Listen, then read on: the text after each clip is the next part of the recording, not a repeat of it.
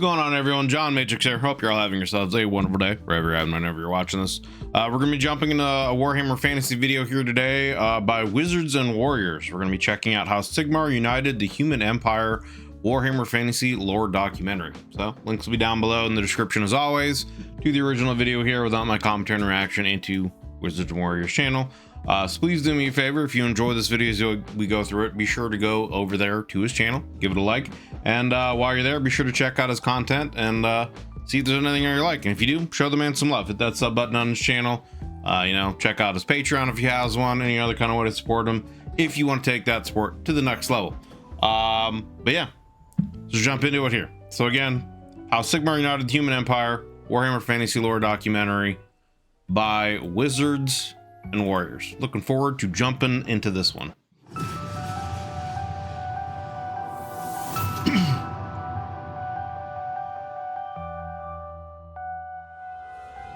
Young Sigmar Heldenhammer, prince of the Unberigan tribe and savior of Astolfin, had won the first of many great victories in a heroic fashion, and a once dangerous horde of marauding greenskins was now nothing but ashen corpses.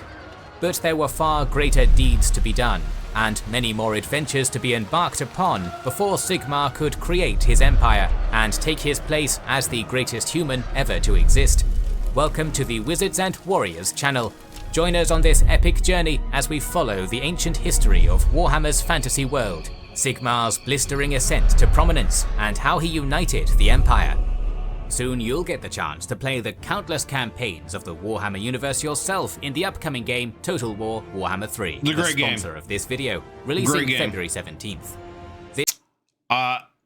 It's, in my opinion, probably the best, I guess, 4X / real-time strategy game out right now. Like, the Total War Warhammer games 1, 2, and 3 with all the DLC content is... It's amazing. If you like those kind of games, if you haven't played it, I would definitely recommend checking it out. I don't really know personally a ton about Sigmar, or I'm still learning about the Warhammer Fantasy lore. I know much more about the 40k side of things and the fantasy side of things. I've always kind of felt like he was the fantasy version of the Emperor, right? But not necessarily as OP or as much of a central character, or at least as much of an important character as the Emperor was.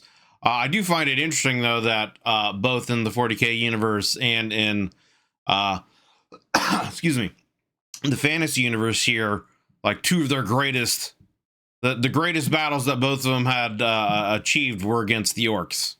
So I do find that interesting. You know, the Emperor with his victory over the massive workforces at Olinar, and then I guess Sigmar here to kind of spark the union of the human empire, etc. So interested to see what more he has to say about that in this video, if he gets into that more. This final part of the Total War Warhammer trilogy brings unprecedented strategic scale, featuring 4 new factions of chaos: Khorne, Nurgle, Slaanesh, and Tzeentch, and for the first time, players Kislev and Cathay, adding to previous rosters I like both to of them. create the Kislev largest and Cathay are selection both of good legendary factions. heroes, gargantuan monsters, flying creatures, and magical powers the series has really ever haven't played seen. as much as Total the War's demonic signature forces, combination of turn-based grand I really strategy like and Kislev. action-packed real-time battles out of the brings new the world factions of in Warhammer to Warhammer life. 3, I think It Kislev's offers probably a my huge favorite. single-player campaign with iconic Warhammer races, units, and characters, and now lets you play together with synchronous co-op for up to 8 players. And if you're new to the franchise, there's now a specially made beginner's prologue to teach you the game. Pre-order the game or purchase in the first week after February 17th to get the Ogre Kingdoms race pack as an early adopter bonus. Will you conquer your demons or command them? In the aftermath of the triumph near Astolfin in -15 IC, the Unberigan civilization appeared to be on an upward track. Agricultural production was at a surplus, freeing the craftsmen to weave great tapestries, create lavish jewelry, and train their apprentices in these and a dozen other trades. Unberigan forges learned dwarven secrets in the crafting of fearsome new iron equipment. Industry boomed, and warriors were sent to aid the allied Endel tribe of King Marbad. But there were also cracks in the armor. The brother of dead Trinovantes, a young swordsman known as Gereon, accused the prince of leading his sibling to death at Astothen. Moreover, he bristled that his sister Ravenna loved such a man and secretly formed a pact with the malevolent powers of chaos in the hope of getting revenge. Interesting. But for several years yet, the pattern of regular life continued. Beastmen incursions were repelled, new warriors trained, and slowly but surely the foundations for Sigmar's envisioned empire were laid. The course of history began to accelerate when in -9 IC, a deluge of desperate Cherison refugees descended upon Reichdorf from the north. With them came... See, to me, I always wondered, right? Like, again, as I stated, I don't know necessarily much about the fantasy stuff, but from the Total War game, right? Like, with all the various, like, Empire factions, what did Sigmar at one point in time, like, have all of those territories around, you know, Reichdorf, or I think during the Total War game, it's called Altdorf at the time, you know, did he have, like, all of those territories as part of the Empire? And then once Sigmar left, died, whatever, they all kind of, like, splintered into their own, I guess, noble lines or whatever that just kind of swore fealty to the crown, the capital, I guess, of the Empire. You know what I'm saying? Again, hopefully he'll get into that in this video here. Emissaries from their king, Aloysius, and Kruger of the neighboring Taloitan tribe, bringing dire tidings. 6,000 demon-worshipping North Sea warriors had landed in wolf ships, cutting through all in their path. The envoys offered their monarchs sacred sword oaths to King Bjorn if he marched to war with them, realizing the Chaos Marauders would come for his people next if he allowed his brother kings to fall. Bjorn accepted the plan, ordering Sigmar to remain behind, while he went north with 3,000 men. Sigmar, although dissatisfied at being appointed to serve as regent in his father's stead, proved competent in the realm of administration. The young of his tribe began to receive education in history, geography, and other fields, while a rotating farming system was instituted to give the people more time for other pursuits. However, the Viper was ready to strike, and when Sigmar took his love Ravenna to a beautiful spot along the River Reich, Geryon attacked. In the struggle, Ravenna was killed, and Sigmar mortally wounded, sent floating down the river. In the north, Bjorn and the other monarchs attacked the North Sea army, with the Umberrigan king slaying a red-armoured chaos warlord at the direction of a witch, Graini, but suffering mortal wounds in return. In order to save Sigmar, who was on the very brink of death, Bjorn's spirit and that of his son ventured together in the purgatory of the Grey Vaults, where they fought the terrible demons of chaos for the fate of mankind. At the end of this ethereal clash, King Bjorn died, and Sigmar woke in the company of his companions. That's kind of Giga Chad, right? Like, they actually, I assume, had to go into the realms of chaos, you know, fight their way to wherever Sigmar's soul was to, I guess, bring it back, right? Is that, I think that's what he's saying? That's pretty crazy. That's no small feat, right? Especially, you know, I guess, with, like, fantasy armor, weapons, etc., you know? His physical form having been found in the river by a fisherman. You know, I've always wondered, right? Like, it would be interesting because the 40K universe and the fantasy universe, you know, they share the chaos realms, the warp, chaos gods, etc. It's always been like an idea or a thought that I've had that, like, right, if some, you know, Grey Knights or whatever happen to get trapped in the warp, you know, could they run into some version of, you know, Warhammer fantasy characters that happen to be trapped into the warp as well? And, like, they would have to help each other, you know, to escape. That would be, I feel like that would be kind of an interesting little tale, but I don't know if Game Workshop, you know, they would want to kind of, I guess, confirm that both of those universes kind of exist parallel to each other, I guess, you know, I don't know. In -6 IC, the Unberigan army returned to Reichdorf in a mourning triumph. A feast was held to honor the fall of Bjorn and the coronation of Sigmar, attended by rulers of tribes from far and wide.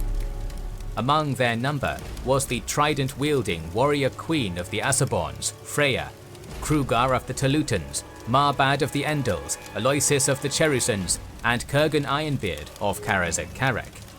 It was at this raucous meeting that King Sigmar first proclaimed his dream of empire. Once Bjorn's tomb was sealed, the new Unberigan ruler ordered a muster for the following year. Then, after the spring thaw of -6 IC, Sigmar led 3,000 warriors to launch a punitive expedition against the Norsi. En route, he called upon the sword oaths received from the northern kings and joined their forces with his own. Then the kings rode to the lands of the Udasis, where they rescued a beleaguered King Wulfiller of Udasis from the northern raiders. The Norsi were crushed in battle, and then deviously permitted to retreat to the coast, where their ships were incinerated when they attempted to sail away. With the campaign a success, and Wulfiller now his firm ally, Sigmar bid farewell to his allies and marched south. Going via an alternate route by skirting the northern edge of the Middle Mountains, the Unberigan king came to the mountaintop fastness of perhaps the most stubborn of his brother kings, Artur of the Teutogons. This king's power was in the ascendancy, just as Sigmar's was, and he had chosen to use that newfound power to ravage Unberigan lands, particularly the settlement of Ubersreich, while declining to aid against the common Norsi foe. Sigmar decided it was time to knock Artur down a peg or two. The Teutogan monarch had grown arrogant atop his fortress pinnacle. There's a lot of political infighting going on here in, I guess, Sigmar's family. I find that kind of interesting, right? Like, I had no clue any of this stuff was happening in his tale. You know, from what I knew of Sigmar, he kind of came out of nowhere, won great battles, aided the dwarves in their, what's the word I'm looking for? I guess to pay their respects to him, you know, as thanks. That's what I was looking for. As thanks for him aiding the dwarves, they made his hammer. Galbaraz, I think. I could be butchering that. And then he essentially used that to help unite the human kingdoms. That's all I really knew, right? I didn't know that there was all this political kind of intrigue and infighting that was going on in his family. I had no idea that he had a brother that tried to essentially assassinate him and really almost succeeded, and some other, you know, close relatives or friends had to go into the Chaos Realms to, like, I guess, bring his soul back. It's very interesting. Formidable Faustlag rock, and refused to come down to treat with the Unberigan encamped outside his walls. Sigmar, delivering on a threat he had issued, personally climbed the sheer cliff face and crags before slaying Artur in single combat. By right of conquest, Sigmar thus claimed kingship over the Teutogons. Sigmar then went home again, arriving in the summer of -5 AC. There was... So he went north, pushed the Norcia, or the Norskins, back, allied with the king over here, and then essentially fought and conquered the lands from one of his brothers here, expanding his territory more. There was barely time to rest before he leapt into action again. When summer cooled into autumn, Sigmar assembled a tribute caravan of the highest quality warhorses, weaponry, and armor his people could produce. Bringing a small force along with him, the king marched into Azaborn territory and delivered his gift to the flame-hearted warrior queen Freya. See, and then in the Total War games, all I know is this part of the territory is now where the von Karsteins are, the vampire lords. So I obviously, this is like far before they had come in here and I guess taken those territories, right? In return for such boons, and for a night of passion with the Unberigan king, the Asaborn charioteers of the Eastern Plains became firm allies with Sigmar's people. The year after that, Sigmar joined battle with an army of recalcitrant Thuringian berserkers under their bellicose king, Otwin. Amid the fearsome clash, the ultimate outcome of which was never in doubt thanks to Unberigan military prowess, Sigmar bested Otwin in single combat, just as he had bested Arthur. The defeated Thuringian surrendered with the words, "You have a heart of stone, King Sigmar, but by the gods you are a warrior to walk the road to Ulrich's hall with." With Otwin's sword oath now his, Sigmar returned home with the intent of resting gaining a lot of while. allies. It was not to be. The same witch who had indirectly saved Sigmar through Bjorn now appeared to Sigmar directly. Interesting. She warned the king of struggles to come, that followers of the Chaos Gods were provoking the Greenskins into a war that would be unequaled in its scale. It would be a war to eliminate everything Sigmar hoped to build before it could be. The only hope was for the unity. Interesting. So the Chaos factions are through, you know, the orcs essentially are trying to use them as a tool to destroy the Sigmar and his empire before it becomes a thing. Interesting. So again, I'm assuming this is leading into the great battle that he won, which, like I said, I find fascinating that both Sigmar and the Emperor, like, two of the greatest victories they have are against the orcs that kind of like solidify their empires. Of mankind, and for that to happen, Sigmar had to venture southeast by himself to the faraway lands of the mercantile Burgundians. Sigmar, now in his late 20s, arrived at the Burgundian capital of Sigurdheim after weeks of travel, and presented himself before the appropriately named King Sigurd. The ascendant warrior chieftain put forward his idea of unity and common cause against the evils of the world.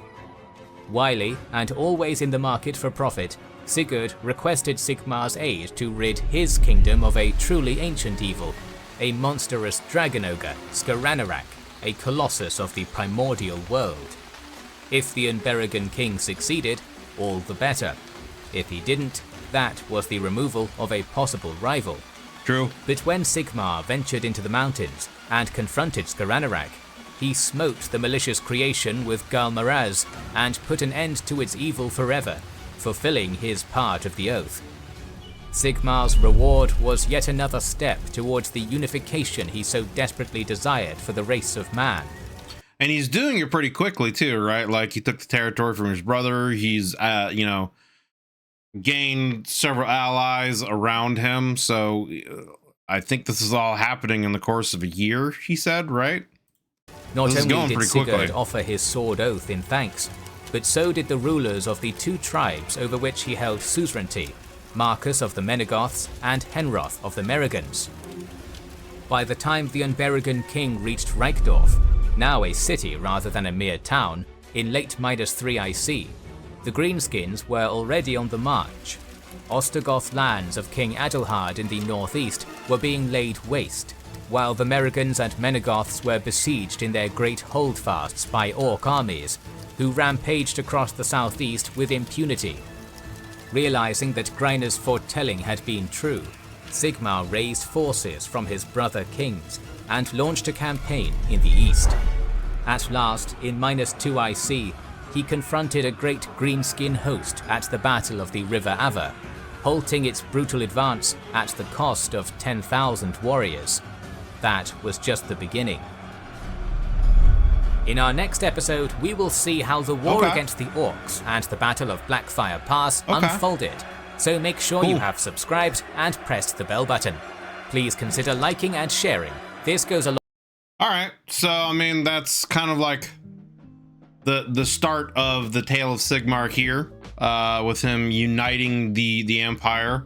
We've kind of got just the small little beginnings of it, with him allying, essentially just gaining a lot of allies.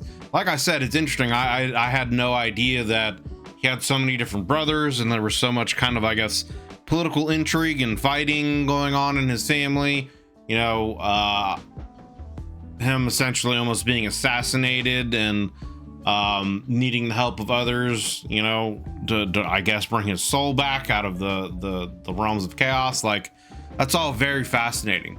And like I said, I do find it interesting that it seems that the parallels between him and the Emperor, because that's always what I kind of had in my mind going through the 40k stuff, and the little bit I knew of Warhammer Fantasy was I felt like Sigmar was kind of the fantasy version of the Emperor, but just not quite as I guess OP or central to the story. He was kind of more of like a myth that came, you know, did some great deeds, united humanity, and then disappeared and basically left humanity to their own devices.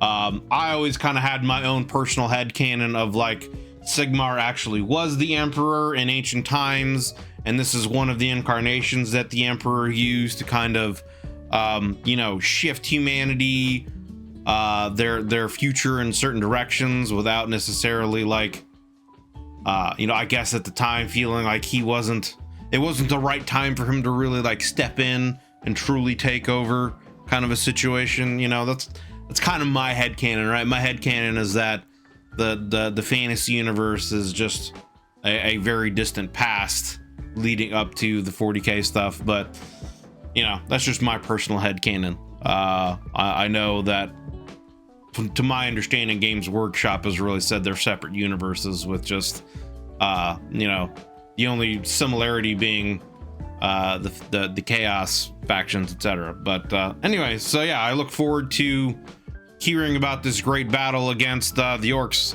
so we'll have to check that out next time. So yeah, that was how Sigmar United the Human Empire Warhammer Fantasy Lore documentary by Wizards and Warriors. Great video, great video. Definitely, like I said, if you enjoyed this, go over there and make sure to hit a like. And while you're over there on this channel, check out the rest of the content that Wizards and Warriors has. I know he's got some stuff for 40k that we've checked out before. So yeah, look around his channel, check out his stuff. He's got a Patreon if you want to, you know, take your sport to the next level, see what else he has to offer. Check out all that stuff, and yeah, hit that sub button, show him some love. If you'd like to join us when I do these reactions live, you know, with my YouTube members, there's a join button underneath the video, as well as a link in the description to the YouTube membership benefits and tiers that I have to offer. So we'd love to have you guys come in and hang out and join our discussions that we have before, during, and after when I stream these videos, you know, video recordings live. So yeah, take a look at that if you want to take your sport to the next level. And yeah, if you enjoyed my commentary and reaction here, consider leaving a like and a sub on my video, as it helps me and the channel grow, and it lets the YouTube algorithm know that you enjoy this kind of content and you want to see some more. So thank you guys very much. If you're still watching here to the very end, I greatly appreciate you taking the time out of your busy days to come in and hang out and watch these videos along with us. And yeah, thank you guys very much. We'll see you on the next one. I hope you have yourselves a wonderful day.